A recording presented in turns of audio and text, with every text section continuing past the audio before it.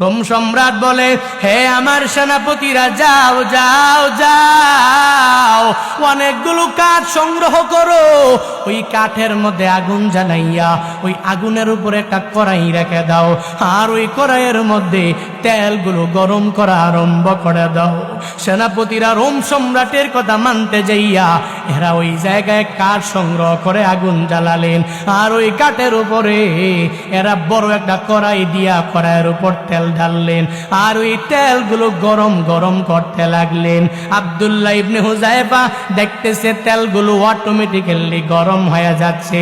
এরপর আব্দুল্লাহ ইবনে হুযায়ফার সামনে রোম সম্রাট বলে, হে সেনাপতিরা, যাও, একজন সাধারণ বন্দীকে আমার সামনে এনে দাও। আর এই সাধারণ বন্দীরে রোম সম্রাটের সামনে তেলে ফেলা দাও, এই তেলে আগুনে পুড়ে পুড়ে সারখার হয়ে যাবে, তার গোশতগুলো খসে খসে এই তেলের মধ্যে পড়বে। এরপরে আমি রোম সম্রাট হাসাহাসি করব, আর আব্দুল্লাহরে পরিপূর্ণ বুঝাইয়া দেওয়া লাগবে আমরা সম্রাটদের পাওয়ারের কোনো অভাব নাই। এরপরে সে ভয় আমাদের দলে চলে আসতে পারে।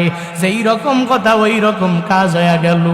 এত গরম তেলের মধ্যে ওই সময় সাধারণ একটা বন্দী আনিয়া ওই তেলের উপরে জোরে জোরে যখন মারে দিলেন, ফালা দিলেন, সাধারণ বন্দী মুসলমানের পুরা বডি থেকে গোশতগুলো খসে খসে খসে খসে তেলের কড়াইয়ের মধ্যে পড়ে।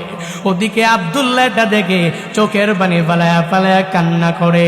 রোম সম্রাট বলে, হে আব্দুল্লাহ, তুই কি আমার ভয়ে কান্না করো নাকি? আমি সম্রাটের ভয়ে কান্না করো নাকি? এখনো অফার বাকি আছে, যদি তুই ঈমানটা ছেড়ে দিতে পারো, তাহলে ঈমান ছেড়ে দিতে পারলে আমি তোর এই কড়াইয়ের মধ্যে ফালাইব না, এই গরম তেলের মধ্যে আমি তোমারে ফালাইব না। তুমি এখনো অফার বাকি আছে, আমার এই অফার তুই মেনে নাও। আব্দুল্লাহ ডেকে বলে, আমি এই কড়াইয়ের মধ্যে গোশতগুলো আমার কষে কষে পড়বে, এই জন্য আমি চোখের পানি ফালায়া কান্দি না কান্দি না কান্দি না। আমি কি জন্য কান্না করি তুই জানো না? আমি আল্লাহর দরবারে হাত তুলে বলেছি, ও দয়ার মালিক, তুমি তোমার বান্দা আব্দুল্লাহর একটা বার প্রাণ দিয়েছো, একটা বার সে একটা প্রাণ নিয়ে দুনিয়ার ময়দানে কাফের মুশরিকদের বিরুদ্ধে সে যুদ্ধ করতে পারবে। ও আল্লাহ, না না, তুমি আমারে যদি 100 বার প্রাণ দাও, আমি একবার দুনিয়া থেকে বিদায় হব, তুমি আবার পাঠাও, আবার দুনিয়াতে ইসলাম কায়েম করার জন্য জীবন বিলীন করে দিয়া দিব। তুমি যদি আবারও পাঠাও, আবারও তোমার জমিনে তোমার ধর্ম কায়েম করার জন্য জীবন বিলীন করে দিব। আমি চোখের পানি ফেলায় কান্দি,